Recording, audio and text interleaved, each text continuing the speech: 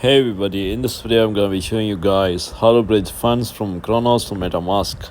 So before we get started, I just want you guys to like this video and subscribe to our YouTube channel for more amazing helpful content like this. With that all being said, let's get started with today's video.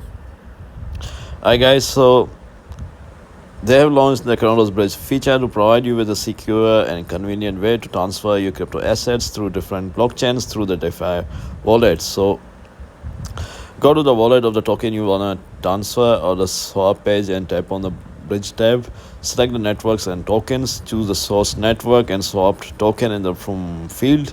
Choose the destination network and the receiving token in the to field. Enter the amount, the equivalent fiat value or your swap at the time will be displayed for your reference. Before transferring a large amount, they recommend transferring smaller amounts first. Tap confirm to transfer, not on network fees. After the amount is entered, we will calculate the related fees and estimate on how much you may receive. They will calculate the related fees and estimate on how much you receive.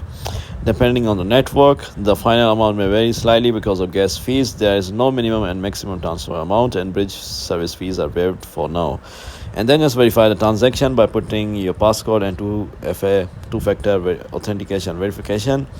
And then just wait for transaction to be confirmed. You will see a confirmation message once the transfer has been completed, and then you can just check your historical transaction in the bridge transaction page. So these are visual examples. Just connect to the crypto.com app, tap swap at the bottom navigation panel in the bottom menu, tap on the bridge tab page, choose the from network to network and token, choose the from and to network that you would like to bridge your tokens to, and select the token you want to transfer. Key in the transfer amount, click on transfer and check your transaction. Tap confirm to transfer to proceed with the transaction, and enter your 2FA and passcode and everything. View your transaction details and you'll be notified when the transaction is completed.